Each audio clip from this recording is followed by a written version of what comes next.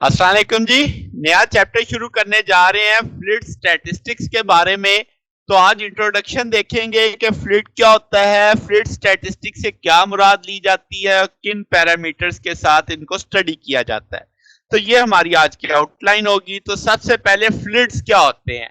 Fluids बुनियादी तौर पे ऐसा सिस्टम ऑफ पार्टिकल्स होता है जो लूजली हेल्ड होता है, सॉलिड की तरह नहीं। सॉलिड तो स्ट्रांगली हेल्ड होता है ना, ये लूजली हेल्ड होता है। अब कौन इसे लूजली हेल्ड करता है? कोहेसिव फोर्सेस, या फिर जो आपके पास सिस्टम या कंटेनर है जो इनको रिस्ट्रेनिंग फोर्सेस लगा रहा होता है। ठीक है। अब इसमें फ्लूइड्स में कौन चीजें शुमार होती हैं? लिक्विड और गैसेस दोनों को फ्लूइड में शुमार किया जा सकता है। लिक्विड्स आपके पास इकट्ठे हो रहते हैं, यानी एक जगह होते हैं कोहेसिव फोर्सेस की वजह से। गैसेस आपकी इकट्ठी रहती हैं आपके पास रिस्ट्रेनिंग फोर्सेस ऑफ कंटेनर, या अगर आप फिजा की बात करें, हवा की बात करें, तो एटमॉस्फेयर का जो वेट है वो उसको एक जगह रिस्ट्रेन किए हुए है। तो ये जनाब आपके पास फ्लूइड्स होते हैं। तो फ्लूइड स्टैटिक्स में क्या हम देखेंगे? फ्लूइड स्टैटिक्स में देखेंगे कि fluids at rest in equilibrium situation.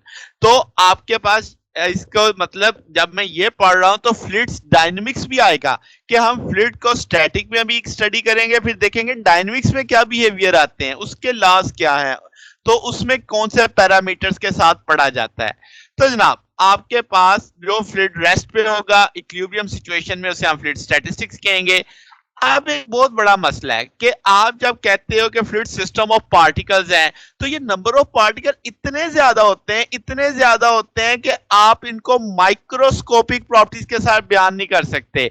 आप यानी उनके हर एक पार्टिकल का मैस, हर एक पार्टिकल की पोजीशन, हर एक पार्टिकल की वेलोसिटी, और वो 2 पाउंड में से जो सारे पार्टिकल्स होंगे कोई ना कोई टक्कर मार रहे होंगे, कोई ना कोई फोर्स एक्सर्ट कर रहे होंगे।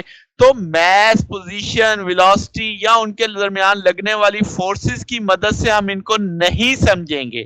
ठीक होगी बात। ये बड़ा अहम की पॉइंट है कि हम इनको ऐसी चीजों की मदद से समझेंगे जो आपके पास यानी माइक्रोस्कोपिकली हर एक को अलग अलग करके नहीं देखने वाले। हम फ्लूइड्स जब स्टैटिस्टिक में देखेंगे तो डेंसिटी हमारा मेन पैरामीटर होगा, वेलोसिटी ऑफ फ्लो होगा, प्रेशर होगा।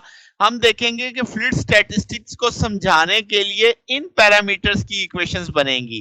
ठीक होगी बात। अब फ्लूइड स्टैटिस्टिक में 2 पैरामीटर और भी होते हैं, एक होता है विस्कोसिटी, एक है सरफेस टेंशन। हम वो दोनों भी निगलेक्ट करेंगे। अब विस्कोसिटी बेसिकली क्या है? इंटरनल फ्रिक्शन होती है। फ्लूइड्स बुनियादी तौर पे लेयर्स की सूरत में मूव करता है, एक लेयर दूसरी लेयर के ऊपर चल रही होती है।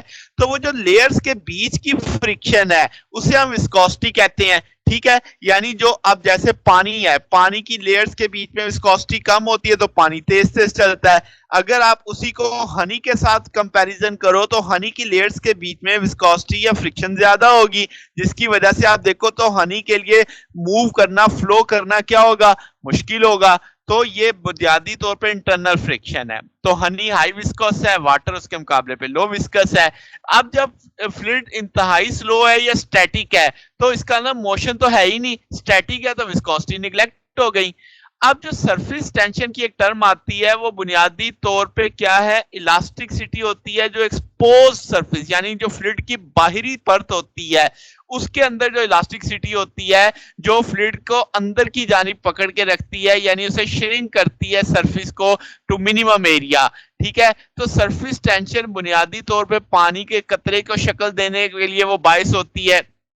जैसे आपके पास टैब में से पानी का कतरा आता है तो वो स्फेरिकल शेप में इसलिए होता है कि उसकी बाहरी परत वाले जो एटम्स होते हैं वो उसको अंदर की जानिब श्रिंक करके रखे होते हैं। तो अब जब आपके पास हम मूव ही नहीं कर रहे, स्टैटिक है, तो आपके पास सरफेस टेंशन इग्नोर होगी, क्योंकि कोई भी फ्लूइड आपके पास हम कह लेंगे एक्सपोज नहीं है सरफेस पे। जैसे पानी के अंदर पाइप आपके घरों में पाइप है, उसमें पानी खड़ा है, तो अब वो आपके पास एक्सपोज ही नहीं है सरफेस पे, तो हम कहेंगे सरफेस टेंशन वाला पैरामीटर भी डिस्कस करने की जरूरत नहीं है। तो अब अगर आप इस फिक को समझो तो आपको देखो सॉलिड क्लोजली पैक्ड नजर आ रहे हैं। ठीक है, कंपैक्ट शक्ल में। जबकि लिक्विड देखो तो जिस बर्तन में जाते हैं उसी शक्ल में उसी का शक्ल अख्तियार कर लेते हैं। गैसेस में फैलाव देखो तो आपके छोटी बोतल होगी तो पार्टिकल करीब करीब होंगे, दूर होंगे तो आपके पास वही मिकदार अगर गैस की है तो वो ज्यादा पार्टिकल दूर दूर हो जाएंगे।